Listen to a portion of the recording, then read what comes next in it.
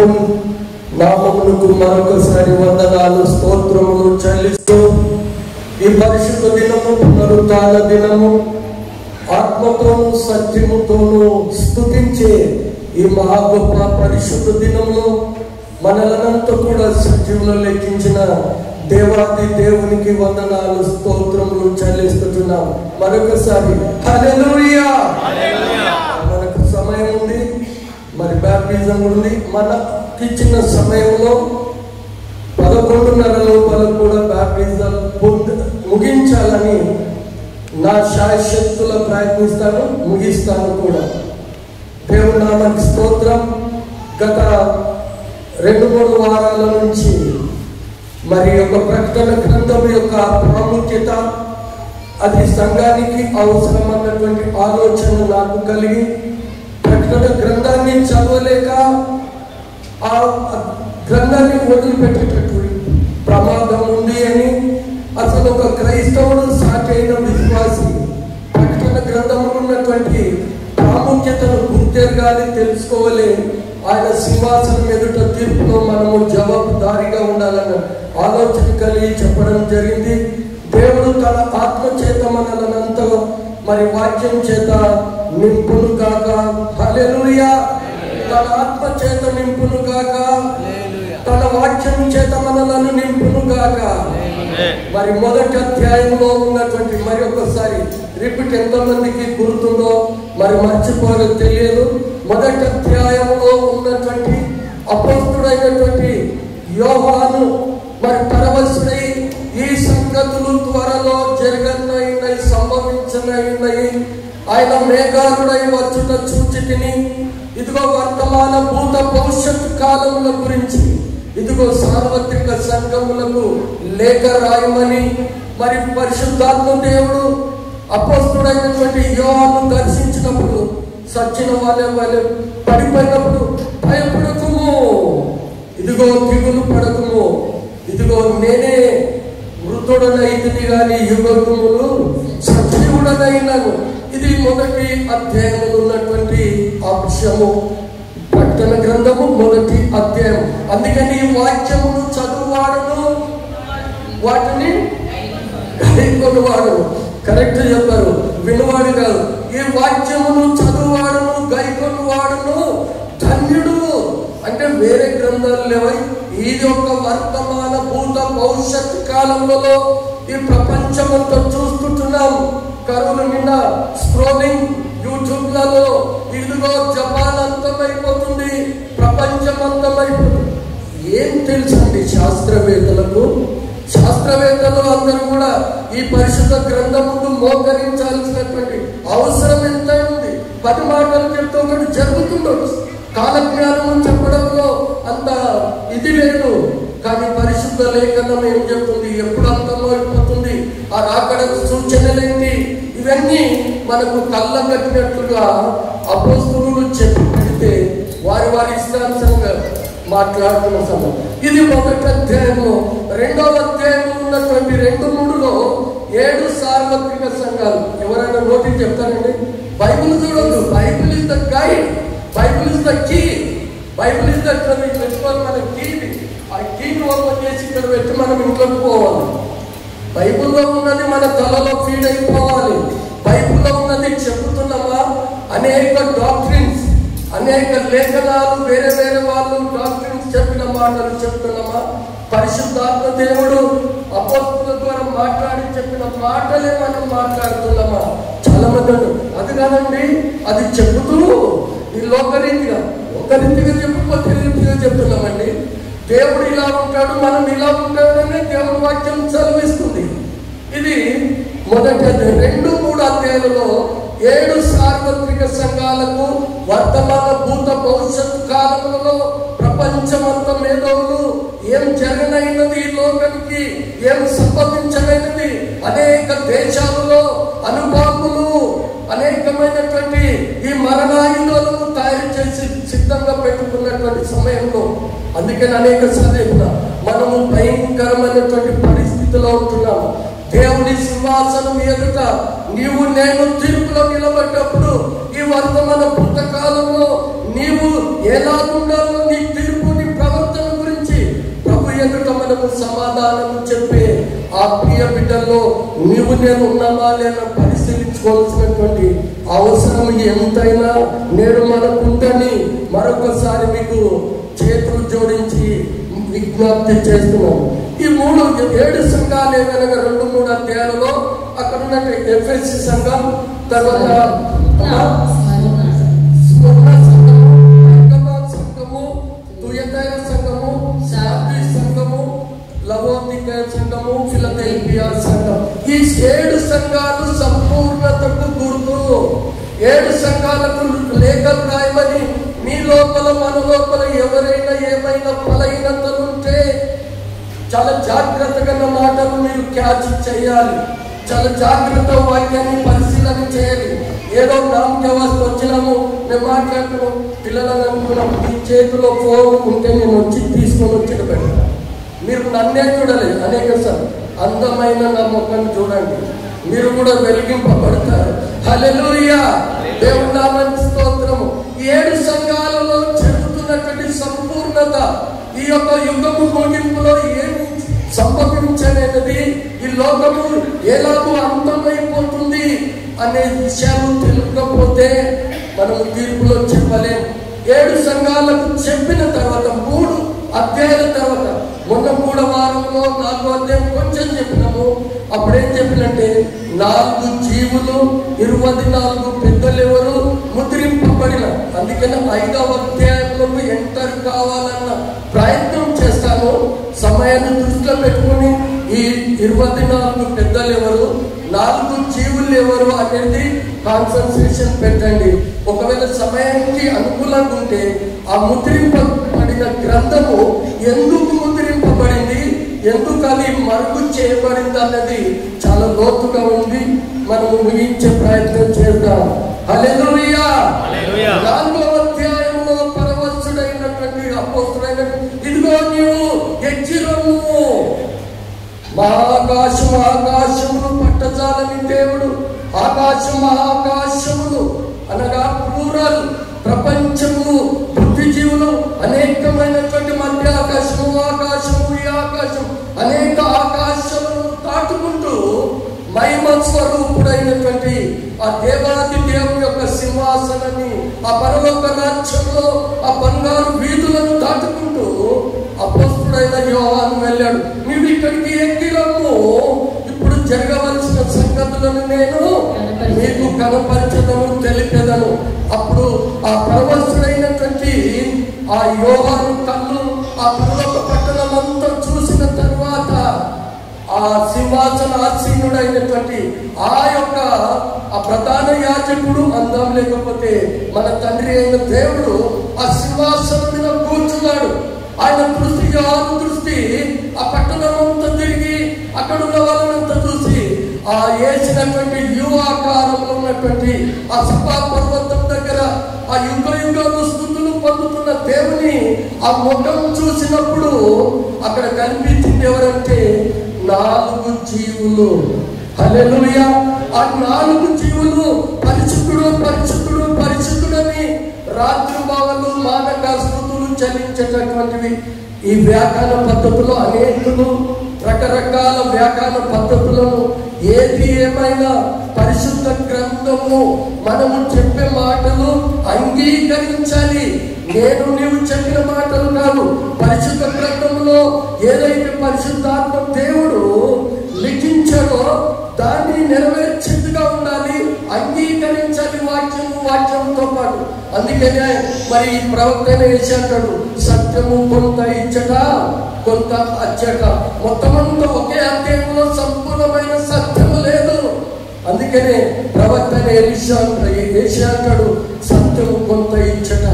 నా ప్రియమైన దేవుని సంగమ, ఆ 4 జీవులంట 6 రెక్కలతో అవి కప్పుకొని దేవుని ముఖాన్ని చూడలేక, ఒకసారి మీకు అవకాశం ఉంటే తొందరగా యెషయా గ్రంథం 6వ అధ్యాయము మొదటి 2 వచనాలు కూడా చూద్దాం. రాజైన ఉజ్జియా మృతి నొందిన సంవత్సరమున అత్యున్నతమైన సింహాసనమందు ప్రభువు ఆసీనుడై ఉండగా నేను చూచితిని ఆయన చొక్కాయు మంచులు దేవాలయమును నిండుకొనేను. ఆయనకు పైగా శరాపులు అక్కడ శరాపులు చూచి నిలిచియుండిరి. ఒక్కొక్కరికి 6 రెక్కలుండెను. ప్రతివాడు 2 రెక్కలతో తన ముఖమును కప్పుకొని, రెండింటితో తన కాళ్ళను కప్పుకొనొచ్చు, రెండింటితో ఎగురుచుండెను. వారు సైన్యములకు అధిపతియగు యెహోవా పరిశుద్ధుడు, పరిశుద్ధుడు, పరిశుద్ధుడు. ఆ జీవుల్లో ఇక్కడ యెషయా ప్రవక్తకు కలిగినటువంటి దర్శనములో మరి ఏమైంటుంది? చాలా మంది అంటారు ఇవి సంఘానికి ఎత్తబడే సాక్ష్యంగా ఉన్నారు వాళ్ళు. అసలు లేఖనం ఏం చెబుతుంది? ఆ లేఖనంలో పరిశుద్ధాత్మ దేవుడు ఏం చేస్తుంది? ఇంకా కొందరు అంటారు కొంచెం దగ్గర సంబంధం. ఈ 4 జీవులు 4 పరిశుద్ధ గ్రంథంలో ఉన్న సువార్తలకు సాదృశ్యము అంటాడు. ఎందుకంటే యూదా గోత్రపు సింహము మొదటి ఆ యొక్క జీవులు ఎలాగున్నాయంటే మనం చదివినటువంటిది ప్రకటన గ్రంథము 4వ అధ్యాయం. మొదటి జీవి సింహము వంటిది, రెండవ జీవి యూదా గోత్రపు సింహము అనగా రాజులకు రాజు, ప్రభువులకు ప్రభువు. ఇది ఆయన రాజులకు గుర్తుగా ఉన్నాడు సింహము. ఇది మత్తయి సువార్తకు సాదృశ్యము అంటున్నాడు. రెండవది దూడ వంటిది, సేవకు గుర్తు. యేసు ప్రభు మనిషి కుమారుని ధరించుకొని, స్వరూపము ధరించుకొని ఆయన దూడ సేవకు గుర్తు కనుక, ఆ దూడ సేవ చేసేది కనుక ఇది మార్కు సువార్తకు సాదృశ్యంగా ఉంది అంటుంది లేఖనం. ఇది వ్యాఖ్యానిస్తున్నటువంటి బైబిల్ను సంప్రదించకుండా, లేఖనాలను వచనం చదవకుండా ఇష్టానుసారమైనటువంటి తలంపు కలిగి నేనేమంటున్నానంటే వచనం ఏం చెబుతుంది? ఆ వచనానికి సంబంధించినటువంటి పరిశుద్ధాత్మ దేవుడు ఇంకెక్కడైనా దీని గురించి మాట్లాడా? ఇది ఆలోచన చేయండి. ఎవరమైనా ప్రసంగికులము ఈ వచనము చెబుతున్నాడంటే దీని గురించి ఇంకెవరైనా అపోస్తలులు, ప్రవక్తలు చెప్పారా? అది ఆలోచించేది. ఆ వ్యక్తి ఇలా చెప్పిండు, ఆ యూట్యూబ్ లో ఇలా ఉంది కాదు. బైబుల్ ఏం చెప్తుంది కావాలి మనకు.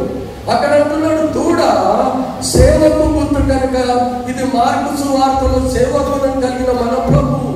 ఇది మార్కు సువార్తకు సంబంధించింది అంటాడు. ఇక లూకా సువార్తకు వస్తే మనిషి కుమారుడు పరిచారము చేయించుకున్నటకు రాలేదు, కానీ పరిచారము అంటే మనిషి కుమారుడు అని లేఖనాలు చదువు. అది మనిషిని ముఖము అంటుంది అక్కడ లేఖనము. ఇది లూకా సువార్తకు సంబంధించింది. ఈ రీతిగా యోహాను సువార్త, ఇదిగో ఆయన బాప్తిసం పొందిన వెంటనే పరిశుద్ధాత్మ దేవుడు పావుల రూపంలో పక్షి, ఆకాశ పక్షులు మహిమకు గుర్తు కనుక ఇది పరిశుద్ధాత్మ దేవునికి గుర్తు. ఒక వ్యాఖ్యానం చేశారు, కానీ లేఖనాల దగ్గర వారు వచ్చారా? కొంచెం సంబంధం ఉన్నా కూడా అక్కడ ఉన్నది పరలోకంలో జరుగుతున్నటువంటి సభ, అక్కడ ఉన్నటువంటిది వర్తమాన భూతకాలంలో సంభవించనైనటువంటి ఈ సంగతులు త్వరలో సంభవించనైనవి. ఈ లేఖలు సార్వత్రిక సంఘానికి మీరు రాయండి అని అపోస్తుడైన యోహాను పిలుచుకుంటే వీళ్ళు సంఘం వీళ్ళు శ్రమలకు ఇష్టపడడం లేదు. శ్రమల కంటే ముందు సంఘం ఎత్తపడితే శ్రమలు ఎవరికి? సంఘం ముందే ఎత్తపడుతుందంట. ప్రేమల దేవుని పిల్లల, అసలు ఈ 4 జీవులు ఎవరు? ఈ జీవుల గురించి పరిశుద్ధ గ్రంథము ఏమైనా మనకు బోధిస్తుందా? మొట్టమొదట ఆది కాండములో మోసే రాస్తాడు ఈ జీవి గురించి.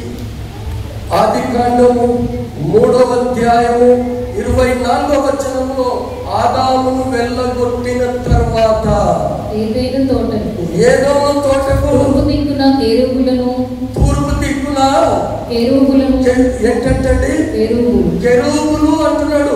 కెరూబులు అనగా ఒక ప్రత్యేకింపబడిన దేవదూతలలో పరిశుద్ధులైనటువంటి ఈ లూసిఫరు, గబ్రియేలు, మికాయేలు అనేక రకాల ప్రధాన దూతలు. ఆ దూతలో ఒక ప్రత్యేకింపబడిన వారు అని లేఖనము సెలవిస్తుంది. అక్కడ మళ్ళీ ఒకసారి ఏదో తోటకు తూర్పు దిక్కున కెరూబులను జీవవృక్షమునకు మార్గమును కాచుట స్థలంలో కెరూబులు అని అంటాడు, లేక ఈ పరిశుద్ధాత్మ దేవుడు. మరి కెరూబులు ఎక్కడున్నాయి? ఇదే కెరూబులు ఎవరైనా వాడారా అంటే దావీదు అంటాడు 80వ కీర్తన 1వ వచనంలో అక్కడ దావీదు మాట్లాడుతూ ఈ కెరూబులు ఎవరో మాట్లాడుతున్నాడు. కెరూబులు ఏం పని చేస్తున్నాయి, అసలు ఆ కెరూబులు ఎందుకున్నాయి అక్కడ అనేది 80వ కీర్తన 1వ వచనము. ఇశ్రాయేలులకు కాపరి, ఇశ్రాయేలులకు కాపరి, చెవియొగ్గుము, మందవలి యోసేపును నడిపించువాడా, కలిగించువాడా, కెరూబుల మీద ఆసీనుడైనవాడా, కెరూబుల మీద ఆసీనుడైనాడు. దేవుని రాత్రి పగలు అక్కడ అంటున్నాడు కెరూబుల మీద ఆసీనుడైన వాడు అనగా ప్రధానమైనటువంటి దూతలలో ప్రత్యేకింపబడిన వారని అనేక లేఖనాలు సెలవు. అదే కాదు 112వ కీర్తన మరి అక్కడ 10వ వచనంలో కూడా మరి దావీదు మాట్లాడుతాడు 112వ కీర్తన. అన్యజనులందరూ నన్ను చుట్టుకొని ఉన్నారు, యెహోవా నామమును బట్టి నేను వారిని నిర్మూలము చేసేదను. నలుదిశలా వారు నన్ను చుట్టుకొని ఉన్నారు. 10వ వచనం 118 10వ వచనం 18కి వెళ్ళిపోతుంది. మనుషులను నమ్ముకొనుట కంటే యెహోవాను ఆశ్రయించుట మేలు, రాజులను నమ్ముకొనుట కంటే యెహోవాను ఆశ్రయించుట మేలు. అమ్మ అక్కడ కెరూబుల మీద ఆసీనుడు అవ్వలేడు లేదా 8-9 వచనాలలో 118 దేవుడి స్తోత్రం. అయితే 18 నేను 118 అంటున్నా కదా, 18వ కీర్తన గ్రంథము 10వ వచనం. నేను 118 క్షమించాలి నన్ను. 18వ కీర్తన 10వ వచనంలో సింహాసన ఆసీనుడైన కెరూబుల మీద వచ్చినాడు అన్నట్టు. కెరూబుల మీద ఎక్కి ఆయన ఎగిరి వచ్చినాడు. మరి ఇక్కడనేమో అక్కడ సింహాసన శరభులు ఉన్నారు, ఇక్కడ అంటున్నాడు కెరూబుల మీద ఆ కావలి ఖడ్గజ్వాలలో ఏదో తోటలు కాస్తున్నాడు అంటున్నాడు. అక్కడ రాత్రి బావులు అంటున్నాడు. ఇంకా పరిపూర్ణంగా ఈ కెరూబులు ఎవరు? ఏమైనా సింహాసనం ఆసీనుడైనాడు. ఆ సింహాసనం చుట్టూ ఈ కెరూబులు ఉన్నాయి. ఆ కెరూబుల నలుగురు చుట్టూ వలయకరంలో ఎవరున్నారు? 24 పెద్దలు ఉన్నారు. వారు ఎవరు? ఈ ఆ సింహాసన ఆసీనుడై చూస్తున్నది ఎవరంటే ఆత్మవశుడైనటువంటి అపోస్తుడైనటువంటి యోహాను అక్కడ ఉన్నాడు. ఓకే, ఇప్పుడు చూద్దాము ఎహెజ్కేలు గ్రంథం. వీటి వివరణ ప్రకటన గ్రంథంలో చదివినటువంటిది 1వ అధ్యాయము 5 నుంచి 10 వచనాల వరకు ఆ జీవుల గురించి ఎహెజ్కేలు కూడా కేబారు నది ఒడ్డున పరవశుడై ఉన్నప్పుడు కలిగిన దర్శనము 5 నుంచి 10. దానిలో నుండి 4 జీవుల రూపములు గల రూపం గలవి ఒకటి కనబడెను. నాకు కనబడెను. వాటి రూపము మానవ స్వరూపము వంటిది. ఒక్కొక్క దానికి 4 ముఖములను 6 రెక్కలని 4 రెక్కలను కలవు. వాటి కాళ్ళు చక్కగా నిలబడి వాటి అరికాళ్ళు పెయ్యకాళ్ళ వలె ఉండెను. అవి తలతలలాడు ఇత్తడి వలె ఉండెను.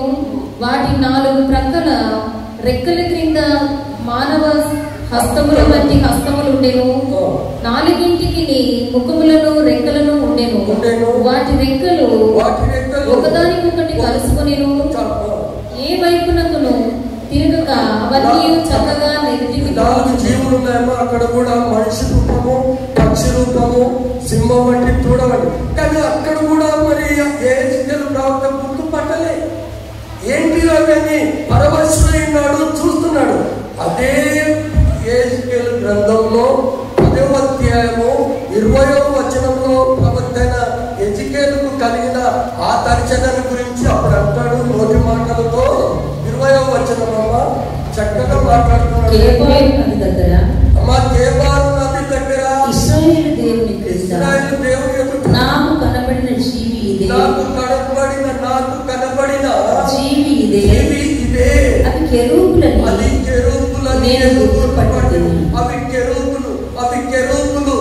కెరూబులని ఎహెజ్కేలు అనగా ఒక ప్రత్యేక మహిమ స్వరూపాన్ని కలిగినటువంటి యుగ యుగాలు స్తుతులు పొందుతున్నటువంటి దేవదూత దూతలలో అతి పరిశుద్ధులైనటువంటి దూతలు అని పరిశుద్ధ గ్రంథము లేఖనాలు సెలవిస్తున్నట్టుగా మనం చూస్తున్నాము. నా ప్రియమైన దేవుని సంగమా, ఆ జీవులు ఏవే కాదు, బుద్ధి జీవులు ఉన్నాయంటున్నారు, ఆకాశ మండలాలు అనేకం ఉన్నాయంటున్నారు.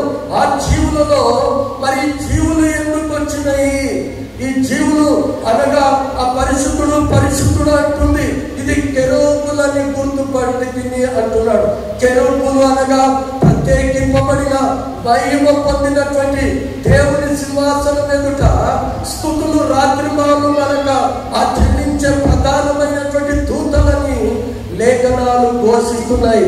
ఇక 6వ ప్రకటన గ్రంథంలో మనం చదువుకున్నటువంటి ఆ 4 జీవులు అత్యంత సింహాసన ఆసీనుడైనటువంటి ఆ దేవుని దగ్గర ఏంటంట మహిమ కలిగినటువంటి దూతలలో ప్రధానత్వం పొందినటువంటి కెరూబులు కెరూబులు కెరూబులు అని లేఖనాలు సెలవు. ఇదే కెరూబు గురించి ఇదే హెజ్కేలు అంటాడు. ఒకసారి హెజ్కేలు గ్రంథం 28వ అధ్యాయము 14వ వచనంలో ఆ కెరూబులు ప్రభువు చెప్తున్నాడు అక్కడ, ఈ కెరూబులు అభిషేకము నొందిన కెరూబువై, అభిషేకము నొందిన కెరూబువై, అభిషేకము పొందిన కెరూబువై, ఒక ఆశ్రయముగా నీవుంటివి. ఒక ఆత్మ. చూడండి ఎలా లేఖనాలు, ఈ లేఖనాలను ఈ పక్షులను మనం అన్నింటినీ ఒక దిక్కు తీసుకొస్తే ఇవి ఒక ప్రధానమైన పరిశుద్ధమైన స్థలంలో దేవుని స్తుతించేటటువంటి ఒక ప్రత్యేకమైన వ్యక్తులు అని మనం నిర్ధారణకు రావాల్సిన అవసరము ఎంతైనా ఉందమ్మా. అక్కడ ఏమంటున్నాడు ఇక్కడ చదవండి, ఒక ఆశ్రయముగా నీవుంటివి, ఒక ఆజ్ఞ ఉండి అందుకై నేను నిన్ను నియమించితిని. నేను నియమించాడు. ఎవరు? దేవుడు నియమించాడు. నేను నియమించితిని. దేవునికి ప్రతిష్ఠింపబడిన పర్వతము మీద దేవుని పర్వతము ఇక్కడ ఉంది. ఉత్తర సభా పర్వతం అంటుంది యెషయా గ్రంథము 14వ అధ్యాయంలో. ఆ సభా పర్వతము ఉత్తరమున్న ఆ సభా పర్వతంపై కూర్చోవాలని ఎవరైతే నువ్వు అపవాది అంటున్నావో, ఎవరైతే నువ్వు సాతాన్ అంటున్నావో, ఎప్పుడైతే నువ్వు దయ్యం అంటున్నావో, అది ఒక ప్రధానమైనటువంటి ఆత్మ కలిగి నియమించిన దేవుని సింహాసనం మీద కూర్చోవాలని ఆశ కలిగిందట. అది యాకోబు పత్రిక, పేతురు పత్రికలో చూస్తే నీవు ఆ విడిచిపెట్టకూడదని భాగ్యమైన ప్రధాన దూతను ఏం చేశాడు? దేవుడు త్రోసివేశాడు. అక్కడ మళ్ళీ ఒకసారి చదువు శాతం అదే 14-15 వచనాలు. ఒక ఆశ్రయముగా నీవుంటివి, అందుకే నేను నిన్ను నియమించితిని. దేవునికి ప్రతిష్ఠింపబడిన పర్వతము మీద దేవుని పర్వతం అనగా సభా పర్వతం అనగా సింహాసనము ఆసీనుడు దగ్గర అదేమైందంటమ్మా, వాలుచున్న రాళ్ల మధ్యను సంచరించుచుంటివి. నీవు నియమింపబడిన దినము మొదలుకొని పాపము నీ యందు కనబడు వరకు ప్రవచన విషయములో నీవు యథార్థవంతుడుగా ఉంటివి అని లేఖనాలు. ఇది దేవుని అత్యంత సమీపంలో, ఎవరు సమీపన తేజస్సులో ఆ కెరూబులు 4 ఎవరు? దేవుని స్తుతించే ప్రధానమైనటువంటి ప్రత్యేక మహిమ పొందిన దేవదూతలలో కొందరు. ఇది మరి ఎట్లా నిర్ధారణ చేద్దాము? నువ్వు చెప్తున్నావయ్యా, ఇవన్నీ లేఖనాలు చూస్తున్నావు. ఒకసారి యోబు గ్రంథము 2వ అధ్యాయం, యోబు గ్రంథము 2వ అధ్యాయం మొదటి 2-3 వచనాలు చదివితే, యోబు గ్రంథము దేవదూతలు యెహోవా సన్నిధిని నిలుచుటకై వచ్చిన మరియొక్క దినము తటస్థించగా, యెహోవా దినమంటది తటస్థించిన దినమంట. ఆయా ప్రాంతాల్లో తిరుగుతున్నటువంటి దేవదూతలు దేవుని యొక్క ఏమైందమ్మా తటస్థింపగా వారితో కూడా అపవాది యెహోవా సన్నిధిని నిలుచుటకై వచ్చెను. అనేక ఆకాశ మండలాలు ఆకాశము ఉన్నాయి. ఆయా ప్రాంతాలలో బుద్ధి జీవులు ఉన్నారు, ఆత్మీయతలున్న ఆ జీవులు ఆయా సమయంలో ప్రభు యొక్క సభా పర్వతం దగ్గర వచ్చి సభ పెట్టినట్టుగా యోగు కూడా చూసినట్టుగా మనం చూద్దాం. దేవుని యొక్క సభా పర్వతం, దేవుని యొక్క సన్నిధి నిలుచుటకై ఆ దూతలంతా వచ్చారంట. ఆ దూతతో పాటు అప్పుడు అపవాది వచ్చిందంటే అది లేఖనం. అంటే అప్పుడప్పుడు ఈ ప్రధానమైనటువంటి ఆ కెరూబులు దేవుని సన్నిధిలో వచ్చి అక్కడ ప్రత్యక్షం కావడము ఆనవైతి. ప్రియమైన దేవుని పిల్లలారా, ఒక్కసారి అదే యోబు గ్రంథము 15వ అధ్యాయము 8వ వచనములు అంటాడు. అక్కడ యోబు గ్రహించి, ఎలీఫజు నీవు దేవుని ఆలోచన సభలో చేరి ఉన్నవాడవా. దేవుని ఆలోచన సభ అంటే అప్పుడప్పుడు ఆకాశ మండలంలో ఉన్న అతి పరిశుద్ధులైన వారు అనేక మూల్లోకాలు అంటారు. ఈ లోకం ఆ మూల్లోకాలలో ఉన్నటువంటి అతి పరిశుద్ధులు దేవుని సన్నిధి ఒక సమయం ఉందంట. ఆ సమయంలో ఆ దేవుని స్తుతించే సమయం. ఇప్పుడు యోహాను చూస్తున్న ఆ సింహాసనాసీనుడైన దగ్గర ఆ దూతలు ఏవి కావో ఆ జీవులు ప్రధానమైనటువంటి ప్రత్యేక మహిమ కలిగిన దూతలు అని నేను ఆలోచన చేసుకున్నాను. మీరు ఆలోచన చేస్తారా? మీరు నిజమైన ఆలోచన చేస్తారా? ప్రియమైన దేవుని సంగమా, జాగ్రత్త. ఇవి ఆ జీవులు ఏవి కావు, అవి కెరూబులు అని గుర్తుపట్టుకుని అంటున్నాడు. ఇప్పుడు ఇది అక్కడ ఉన్నాడు. ఆ కెరూబులే ప్రకటన గ్రంథం పొందాము. అక్కడ 8-9 వచనాలలో ఈ 4 జీవులు ప్రతి జీవికి 6 రెక్కలుండెను. ఆ సింహాసనమునందు ఆసీనుడై ఉండి యుగయుగములు జీవించుచున్న వానికి మహిమయు ఘనతయు కృతజ్ఞతాస్తుతులు కలుగును గాక అని ఆ జీవులంట కీర్తించుచుండగా. ఎవరు ఆ కీర్తించున్న 4 జీవులు?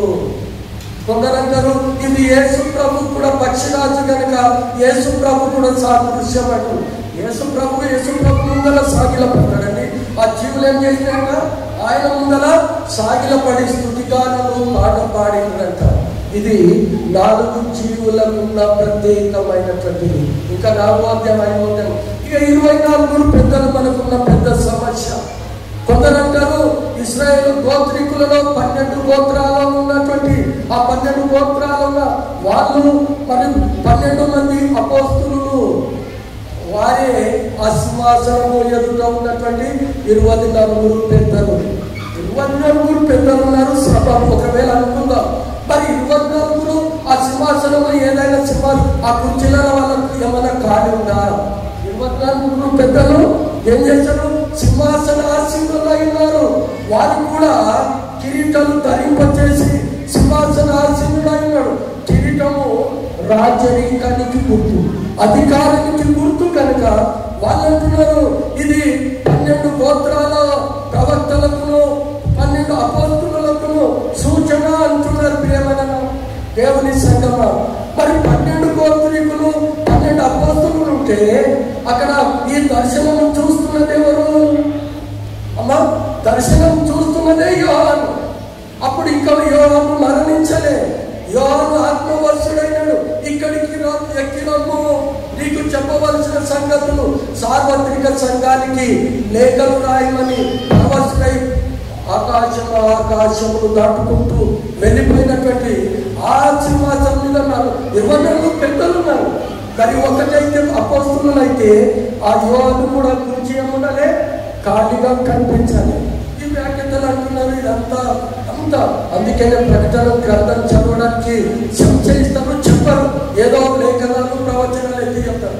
మనము అధ్యాయం చెప్పాలి. నాకు ఎందుకు కలిగిందో తెలియదు, కానీ నేను గ్రహించి చదివింది ఇది సంపూర్ణమైంది. ఇది కరెక్ట్. పరిశుద్ధ గ్రంథంలో ఇదే కరెక్ట్ అని నేను చెప్పాను. నేను గ్రహించింది నాకున్న ఆత్మీయత సత్యంలో నేను ధ్యానించినటువంటి ఏమిటంటే ఇవి ప్రత్యేకమైనటువంటి కెరూబులు అని ప్రవక్తలు గుర్తు. ఇప్పుడు 24 పెద్దలు ఇక్కడికి వెళ్ళారు. 24 పెద్దలు వాళ్ళు కూడా ఏం చేశారంట? కిరీటాలు ధరించుకున్నారు, సింహాసన ఆసీనులైనారు. ఈ 5వ అధ్యాయం వచ్చే వరకు అక్కడ ఉంది. వాళ్ళంట ఈ యోహాను బహుగా ఏడుస్తున్నాడంట. కారణం ఏమైంది? యోహాను పిలిచిందెందుకు, ఏడ్చిందెందుకు? యోహాను ఎందుకంటే జరగవలసిన ఈ యొక్క సంభవాలు వర్తమాన భూతకాలంలో ఏవైతే సంభవించలేదో ఆ లేఖలు ముద్రింపబడ్డాయి. దానియేలు గ్రంథము 12:4 అంటాడు, దానియేలు ఈ గ్రంథంలో ఉన్నవి నీవు ముద్రించుము. ఆ ముద్రించినటువంటి ఆ గ్రంథంలో ఏమున్నాయో చూడడానికి యోహాను పిలిచాడు ప్రభు. అప్పుడు యోహాను బహుగా ఏడుస్తున్నాడంట. ఈ గ్రంథము విప్పుటకైనను చూచుటకైనను ఎవరికి అధికారం లేదు. యోహాను బహుగా బాధపడుతున్నాడు. ఈరోజు నువ్వు నేను బాధపడే స్థితిలో ఉంటున్నావా? అనేకమైన ప్రపంచంలో జరుగుతున్న సంఘటనలు చూస్తే ప్రభు యొక్క రాకడ అతి సమీపమని తెలుసుకో. సిద్ధపాటు కలిగి ఉండు సంగమా. ఈరోజు నువ్వు సిద్ధపాటు కలిగి ఉంటున్నావా? ఇదిగో ప్రభు అంటున్నాడు, నువ్వు సిద్ధపాటు కలుగు. స్త్రీకి ప్రసవ గర్భవేదన ఏ సమయం వస్తుందో నీకు తెలియదు. అదే రీతిగా మీరు బహు జాగ్రత్త కలిగి ఉండమని లేఖనాలు వాళ్ళు అంటున్నారు. జాగ్రత్త కలిగి ఉండము. దొంగ వాళ్ళకంటే ఎవరు? అజాగ్రత్తగా ఉన్న వాళ్ళకు దొంగలకు వస్తున్నాడు. కానీ నువ్వు జాగ్రత్తపై మేలుకోగలిగి ప్రార్థన చేయమంటుంది లేఖనం. నా ప్రియమైన దేవుని సంగమం 24 పెద్దలు అక్కడ ఎక్కడున్నాయంటే ఈ ముల్లోకంలో ఉన్నటువంటి పరిపాలన చేస్తున్న ఆయా మహిమ దేహాలు కలిగి ఉన్నటువంటి వాళ్ళు అయి ఉండొచ్చు. మనం చదువుకున్న యోబు గ్రంథంలో 2వ అధ్యాయంలో మళ్ళొకసారి రిపీట్ చేసుకుందామమ్మా. యోబు గ్రంథము 2వ అధ్యాయం పట్టుకుని యోబు గ్రంథము 15 యెహోవా సన్నిధిని నిలుచుటకై వచ్చిన మరియొక్క దినము తటస్థింపగా ఒక సమయం వచ్చిందంట. ఆ సమయంలో నేను అనుకుంటున్నాను ఆ 24 పెద్దలు ఎవరున్నారో ఆ ముల్లోకంలో ఉన్నటువంటి ఆత్మ పొందినటువంటి వాళ్ళు, దేవుడు ప్రత్యేకించబడిన వాళ్ళు ఆ పరిపాలన విధానాన్ని దేవుని యొక్క చెప్పడానికి వచ్చినటువంటి. అందుకని యోబు ఎలీఫాజు తో అంటాడు 15వ అధ్యాయం 8వ వచనంలో, ఎలీఫాజు నీవు దేవుని ఆలోచన సభలో చేరి ఉన్నవాడవా? నువ్వు ఆలోచన సభలో యోబు నువ్వు ఉన్నావా అంటే దేవుని దగ్గర ఆలోచన చెప్పే సభ అప్పుడప్పుడు జరుగుతుందేమో అని నేను గ్రహించిన. మరి మీరు ఎట్లా గ్రహిస్తారో తెలియదు. కానీ నేను నా ఆత్మీయతో ఆలోచింప చేసినప్పుడు ఒక సభ జరుగుతుంది. ఆ సభ అనేక లోకము. అందుకనే ఎబ్రీ పత్రిక 1వ అధ్యాయము 1-2 వచనాలలో చూస్తే ఈ 24 పెద్దల గురించి పూర్వకాలమందు నానా సమయములలోను నానా విధములుగాను ప్రవక్తల ద్వారా మన పితరులతో మాట్లాడిన దేవుడు పూర్వకాలమందు నానా సమయములలోను నానా విధములుగాను ప్రవక్తల ద్వారా మన పితరులతో మాట్లాడిన దేవుడు ఈ దినములో అంతమందు కుమారుని ద్వారా మనతో మాట్లాడేను. కుమారుడు అనగా మన ప్రభు మన రక్షకుడని యేసు ప్రభు ద్వారా మాట్లాడుతున్నటువంటి మాటలు ఏమని? ఆయన ఆ కుమారుని సమస్తమునకు వారసునిగా నియమించెను. ఆయన ద్వారా ప్రపంచములను నిర్మించెను. ఏంటంటే అపోస్తలుడైన పౌలు ఏమన్నాడు? ఆయన ద్వారా అనేకమైన ప్రపంచములను ప్రపంచం అంటే ఆయా ప్రపంచంలో పరిపాలన విధానము జరుగుతుంది. ఆ జరుగుతున్న పరిపాలనలో ఈ 24 పెద్దలు నియమించబడిన వారై ఉంటారు అని లేఖనాలలో అర్థం చేసుకున్నటువంటి అంశం ఇది. నేను సంపూర్ణమైనటువంటి సంఖ్య లేకపోతే ఇది అనడం లేదు. వాళ్ళు కూడా ఒకవేళ ఇది 24 అపోస్తలులు పెద్దలు 12 గోత్రీకులు అయితే అక్కడ అంటున్నాడు. ఇదిగో 5వ అధ్యాయం వచ్చే వరకు మీకు ముగించుకుందాం 2 నిమిషాలు. మొదటి చదవమ్మా 5వ అధ్యాయం ఈ 11వ వచనము చివరి చదివి 5వ అధ్యాయం 4వ అధ్యాయం 11వ వచనం పూర్తి చేసి ఆ 24 పెద్దలు సింహాసనమునందు ఆసీనుడైన వారి ఎదుట సాగిలపడి ఉన్నవారి ఎదుట యుగయుగములు జీవించుచున్న వారిని చూస్తున్నవాడు నమస్కారం చేయించు ప్రభువా మా దేవా నీవు సమస్తమును సృజించితివి నీ చిత్తమును బట్టి అవి ఉండెను దానిని బట్టి సృష్టింపబడిన గనుక నీవు మహిమ ఘనత ప్రభావములు పొంద నరుడవని చెప్పుచు సృష్టింపబడిన వారు అనాలట. నువ్వు సృష్టించితివి అంటుంది లేఖనం. సృష్టింపబడిన వారము మనము. మరి ఆ 24 అపోస్తులలో 12 అపోస్తులు అయితే వాళ్ళు సృష్టింపబడిన వారా, సృష్టికంటే ముందున్నవారా? ఆలోచన చేయమని ప్రభు పేరట మీకు మనవి చేస్తున్నాను. ఈ 24 పెద్దలు ఆ ప్రపంచంలో ఉన్నటువంటి ప్రత్యేకింపబడిన నియమించబడిన పరిపాలన కేంద్రీకృతమైనటువంటి ఆ పరిపాలన విధానంలో వాళ్ళు నిర్దిష్టంగా పరిపాలన చేసేవారు అని మనం అర్థం చేసుకోవాల్సిన అవసరం ఎంతైనా ఉంది. ఇది 4వ అధ్యాయం. ఈ రోజుకు 3 గ్రంథంలో అక్కడ లేఖనందము మొదటము 4వ అధ్యాయంలో ఆకాశంలో ఎక్కిరమ్మన్నారు. 5వ అధ్యాయము ప్రారంభం చెప్పుకొని ముగిస్తున్నాం. మరియు లోపటను వెలుపటను రాత కలిగి 7 ముద్రలు గట్టిగా వేసి ఉన్న ఒక గ్రంథము సింహాసనమందు ఆసీనుడైన వాని కుడి చేత చూచితిని. హల్లెలూయా హల్లెలూయా హల్లెలూయా. అంతవరకు ఆకాశంలో సంచరించినాడు అపోస్తలుడు. ఆ పట్టణం వీధులు తిరిగాడు. తర్వాత సభా పర్వతాన్ని చూశాడు, అత్యున్నత సింహాసనాన్ని చూశాడు, ఆ 4 జీవులను చూశాడు, ఆ 24 పెద్దలను చూశాడు. ఇదంతా జరిగిన తర్వాత ఆయన కందృష్టి ఎక్కడ జరిగిందంట అమ్మా? ఒక సింహాసన ఆసీనుడైన ఆయన ముఖం వైపు తిరిగి ఒక పుస్తకం అంట ముద్రింపబడిన తండ్రి అయిన దేవుని చేతిలో ఆ గ్రంథము ముద్రింపబడిందంట. నేరుగా అపోస్తులైనటువంటి ఆ యోహాను కన్ను ఎక్కడ పోయి మన గ్రంథం అది ఆ గ్రంథము సింహాసనాసనం చేతిలో చూచితిని. మరియు దాని ముద్రలను తీసి ఆ గ్రంథమును విప్పుటకు యోగ్యుడైన వాడు ఎవరైనా ఉన్నాడా? అక్కడ పరిశుద్ధులంతా అనేక వేల కోట్ల దేవదూతల సభ ఉంది. ఎవరు ఇస్తారు? ఎవరు మౌనం వహించారు? నిశ్శబ్దం నెలకొన్నది. ఎవరి పని? యోహాను చూస్తున్నాడు.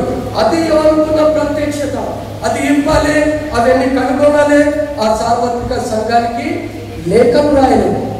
విప్పబడి నేను వచ్చిందే అక్కడ పరవశుడై ఆ గ్రంథంలో ఉన్న సంభవాలు ఏమి జరిగినాయో అది తెలుసుకోవడానికి యోహాను పిలిచినాడు. ఆ గ్రంథం చూద్దామంటే భయం పుట్టుకున్నాడంట యోహాను. ఏడుస్తున్నాడు. అమ్మ నాకు 3-4 వచనం. అయితే పరలోకమందు గాని భూమి మీద గాని భూమి క్రింద గాని ఆ గ్రంథము విప్పుటకైనను చూచుటకైనను ఎవరికి నీ శక్తి లేకపోయేను. ఎవరికి లేదంట. ఆ గ్రంథము విప్పుటకైనను చూచుటకైనను యోగ్యుడు ఎవరిలో కనబడనందున నేను బహుగా ఏడ్చుచుంటిని. ఎవరు ఏడుస్తున్నారు? యోహాను ఏడుస్తున్నాడు. అక్కడ అంటున్నారు ఆ 24 గోత్రకర్తలు అపోస్తులు అంటున్నారు. ఇక్కడ ఏడుస్తున్నది ఎవరు? యోహాను ఏడుస్తుంది. ఏమవుతుంది? ఇప్పుడు శాస్త్రవేత్తలు ఏడుస్తున్నారు. ఏమైపోతుంది ఈ లోకము అంతం? నా ప్రియమైన దేవుని సంగమం ఆలోచించమని మనం చేస్తున్నారు. ఈరోజు నేను ప్రపంచం ఏమైపోతుంది? చివరికి మనం అంతం సమీపిస్తే దేవుని పిలుపుని అందుకొని మనం కూడా పోతే ఆ 24 పెద్దలు జీవులు ఆ గ్రంథం విప్పబడిన ఆ సంభవాలను నువ్వు చూసి ప్రత్యక్షపరచబడితేనే నువ్వు ఎందుకు అనుసరించలేదు నా ప్రేమను? అందుకనే సన్నపు నార బట్టలు ధరించుకొని దినమంతా సుఖముగా జీవించిన ఆ ధనవంతుడు ఉన్నాడు, ఇదిగో దరిద్రుడైన ఆ లాజరు ఉన్నాడు. కానీ ఇరువురు చనిపోయారు. లాజరు అబ్రాము పరదైసు రొమ్ములో అబ్రాము రొమ్మును ఆనుకున్నట్టుగా ఎవరు? సన్నపు నార బట్టలు. ఎప్పుడు అనగా అవి ప్రత్యేకించి అలంకరింపబడిన అభిషేకించిన వస్త్రములు ధరించుకొని అతి పరిశుద్ధ స్థలము without clothes, without only clothes. లేదు నువ్వు పులిపీటి మీదకి ఎక్కడానికి లేదని లేఖనాలు గంట పదంగా చెప్తారు. మరి ఏమైపోతుంది? ఎక్కడ ఉంటుంది? ఆయన దావీదు కూడా మందసం తెచ్చినప్పుడు ఎపోదును ధరించి ఆ మందసం మీద మీకాలేమో కిటికీలకెళ్ళి చూస్తుంది. అనేకులు అక్కడ సౌలు ఉన్నాడు, చంపేస్తాడని ఆ మందసం సౌలు వాళ్ళని చూసి పిచ్చి వాళ్ళగా దేవుని మందసం ముందు నాట్యం చేస్తూ పోయాడు. ఈరోజు మన పరిస్థితి ఏంటి? ఆ మందసం ఉన్నప్పుడు ఓపెన్లో ఆశీర్వాదం వచ్చింది, అది దావీదుకు నచ్చలేదు. ఈ రోజున ప్రియమైన దేవుని సంగమం, మనం ఏం ఆలోచించబోతున్నాం? నా పరిస్థితి ఏమైపోతుంది? దేవుని బిడ్డలుగా పేరు పెట్టబడ్డ నీవు నేను ఇదిగో ఆ మందసం దగ్గర దేవుని సన్నిధిలో ఆ స్తుతించే ఆ దేవదూతలు తమ దేవదూతల కంటే వారిని ఎక్కువగా చేస్తూ అంటుంది. ఆ దేవుని సన్నిధిలో యుగ యుగాలు నువ్వు స్తుతించే ఆ స్థితిలో ఉంటున్నావా? ఒకసారి ఆలోచన చేయమని చేస్తున్నా. దేవుడు అట్టి కృప మనందరికీ దయచేయను గాక. మిగతా 5వ అధ్యాయం తర్వాత కాలంలో మనము సంపూర్ణం చేసుకున్నాం. ప్రార్థించుకుందాం. పరిశుద్ధుడమైనటువంటి మా పరలోకపు తండ్రి, నీకు వందనాలు స్తోత్రములు చెల్లిస్తున్నాం. ఇదిగో వర్తమాన భూత భవిష్యత్తు కాలంలో సంభవించినవన్నీ కూడా నా తండ్రి ఆ ముద్రింపబడిన గ్రంథమేంటి, అందులో ఆ ముద్రలు సాదృశ్యమేంటో మేము తెలుసుకునే ఆ జ్ఞానాన్ని మాకు దయచేయమని, ఇంతవరకు నీ సన్నిధిని కాపుతాలను మా మధ్యలో ఉంచి ఈ ఆరాధనంతా కూడా మీకు మహిమకరంగాను మాకు ఆశీర్వాదకరంగా జరుగుటకు నువ్వు ఇచ్చిన కృపను బట్టి వందనాలు స్తోత్రములు చెల్లిస్తూ మా ప్రభువైన యేసుక్రీస్తు పేరిట వేడుకుంటున్నాము తండ్రి. ఆమేన్, ఆమేన్.